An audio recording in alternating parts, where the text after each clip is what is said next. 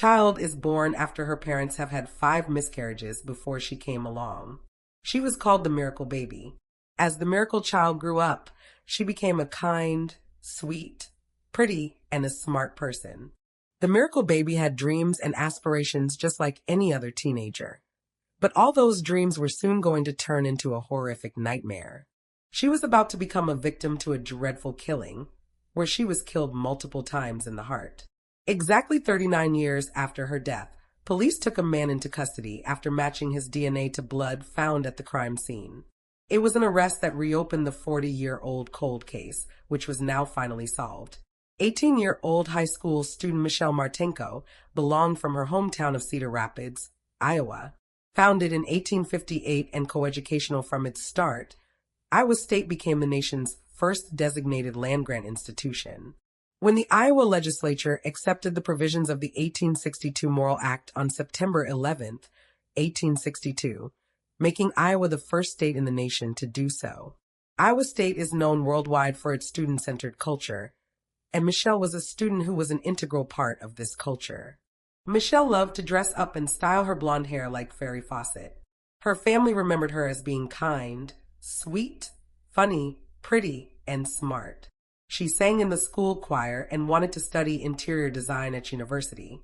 Her mom, Janet, had 5 miscarriages before Michelle was born.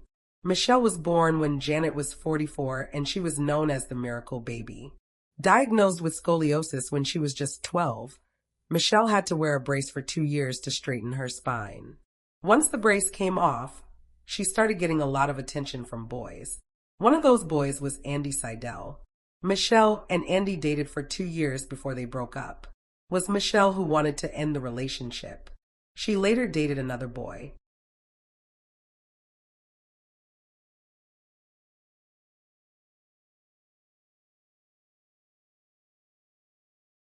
It's late afternoon in the Calabar town of Queensland's picturesque scenic rim region, and a cool fall breeze softly sweeps through hundreds of fresh sunflowers. Vanessa Fowler, a mother of 2, visits to remember her beloved little sister.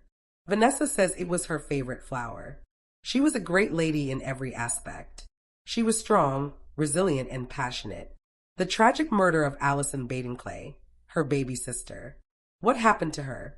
Let us go into the investigation. Brisbane is the 3rd most populous city in Australia and is located in Queensland. It's known for the river that runs through it. Despite its location beside a river, the town constructed an urban beach that is the size of 5 Olympic swimming pools. To preserve the street's beach, it was the place where the story of a woman's murder happened. It was among the most high-profile homicide cases Queensland has ever seen. The tale of the Baden-Clay family from Brisbane was first shown on Australian television in 2012. On April 20th, 2012, Friday, Gerard Baden-Clay called authorities at about 7:12 a.m. to report his 43-year-old wife, Allison, missing. He said that Allison had gone for a walk in their wealthy Brookfield neighborhood early in the morning. According to Gerard, she did this frequently. She did not, however, come for breakfast that day. Told Allison's parents the same thing. The police started looking for the missing person right away. First, they questioned their neighbors if they had seen anything or remembered seeing either between 8:30 p.m. Thursday and 8 a.m. on Friday. A Holden Captiva and Toyota Prado were the vehicles. A search involving hundreds of volunteers, along with the police, began immediately. An extensive investigation, including aircraft and police on horseback, was conducted across the rough terrain. In addition, they looked in the D. Aguilar National Park's neighboring mountain forest. Firefighters also searched closed mine shafts. All of these attempts were organized by Sergeant Sharky Lang. According to Gerard, on April 23rd, police set up a mannequin in the Baden-Clay front yard wearing the exact clothing Allison was last seen wearing. Allison was eventually discovered by a kayaker, not by the cops. On April 30th, the kayaker was near Anstead on Colo Creek. Allison was found at 11 a.m. on the muddy stream banks and resting on her side. Her arms were stretched out and her decomposition was advanced. Her blue shirt was pulled over her head, giving the impression that she had been dragged. Dental records were used to verify Allison's identification. According to the autopsy, Allison would have left significant gouge wounds on the intruder's face since some remains were under nails. Her family and friends were beyond devastated upon hearing the news. Allison was a pure soul. She was a quiet and composed woman. On July 1st, 1968, Allison June Dickey was born. She was the second daughter of Priscilla and Jeff Dickey's 3 children. Allison was raised in Red Bank, a working-class area. She began her lifelong love of ballet at the age of 4, and her biggest dream was to start her own ballet studio. Allison won the Miss Brisbane beauty pageant at 25 in 1994 and was around 5 feet 6 inches. She was also an impressive polyglot with Japanese, Dutch, English, French, German, and Swedish being among her languages. Her friends had always considered her to be lucky and could not have imagined such disastrous things to happen to this Wonder Woman. She was an ambitious woman who was on her way to accomplishing her dreams, but unfortunately fate stopped her. The family was beyond shattered and couldn't figure out who could have done it since Allison has no enemies. They didn't know how to convey the news to the 3 little souls waiting for their mommy to come back. Allison was the head of human resources at Flight Center Airport when she met Gerard Baden-Clay. He was based at their Tombau office. On August 23, 1997, they married. Gerard Baden-Clay was born in Bournemouth, England. He moved to Australia when he was 10 years old with his parents and 2 younger siblings. He was the great-grandson of Robert Baden-Powell, the founder of the Boy Scouts of America. Gerard is around 6 feet tall, with a medium body and short brown hair.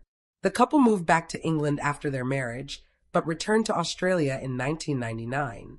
Gerard and Allison were both employed with Century 21 real estate company in 2004 and had 3 lovely young daughters. Gerard Baden-Clay became the managing director of Century 21 real estate, after which he finally partnered with 2 others, with Gerard becoming in charge of their real estate company's finances. Toni McHugh was a client of Gerard's real estate firm in 2007. She was a married mother and ended up ending her 17-year-long marriage. A buddy of hers assisted her in obtaining employment with Remax Real Estate Company. This guy had been Gerard's business partner, and it was through him that he had met Toni. Toni worked hard and eventually became a special agent there. Authorities interviewed several people throughout the inquiry, including Toni, Gerard, and his business partners. They started putting the puzzle pieces together one by one. According to investigators, Allison's insurance was worth $800,000 to $950,000. Allison's estate was also handed to her parents. Her life insurance plans were included in this, which also ordered that her 2 insurance plans were ordered to be kept in trust. Investigators had also found that someone was working on collecting Allison's life insurance while her body was being autopsied. It was Gerard, and there they found some evident marks on his face, which were expected to be made by Allison. But these were just assumptions. There was not enough evidence to prove him as the murderer. Where the Crown or prosecution said he sought to cash in on his wife's life insurance policy to pay off his debts. According to a forensic accountant, Gerard owed roughly $300,000 to various relatives and friends while he barely had $70,000 in his bank account. Toni McHugh was brought into the scene. Toni McHugh had said that Gerard phoned her after his wife vanished and ordered her to be quiet. She also said that he did not have the financial means to divorce her. These shocking revelations meant that Gerard and Toni were having an affair with one another. Gerard had informed Toni that he intended to divorce his wife and marry her one day, and he often met Toni without his wedding band on.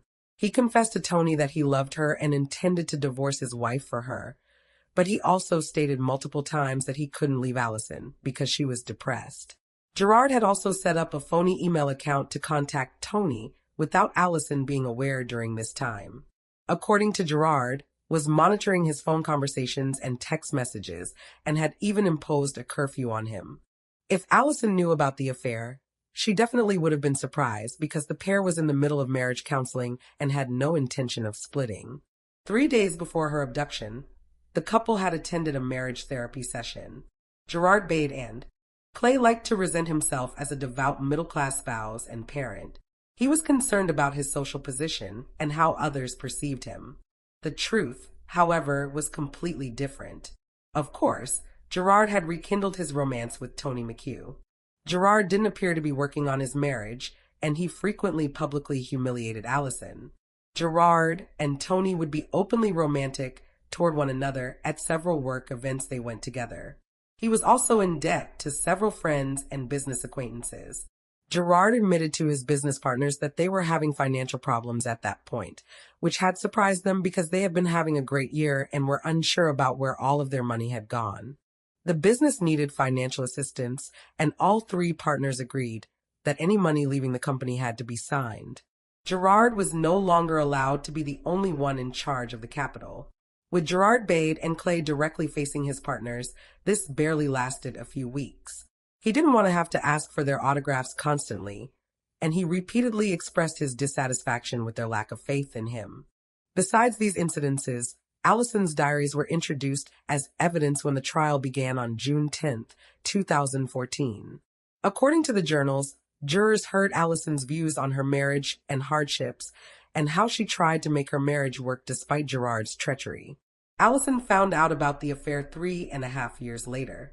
Tony was sacked from Gerard's Century 21 business in October 2011, putting an end to the romance. According to the prosecutor, Gerard murdered Allison for financial gain. On his behalf, Gerard testified. His side of the story was that he lied about everything he said in the past, but that everything he claimed at the trial was proper. Gerard acknowledged Tony's 4-year affair during his trial. He also admitted having previous relationships. However, none of them mattered because they were irrelevant to him. The jury didn't believe Gerard, and on July 15th, he was found guilty and condemned to life in jail with the prospect of release after 15 years. Gerard's defense attorney sought an appeal in August 2015 based on a new premise. They were now claiming that Gerard had killed Allison accidentally during an altercation. He became scared and attempted to conceal the murder. On December 8th of that year, Gerard was successful in his appeal.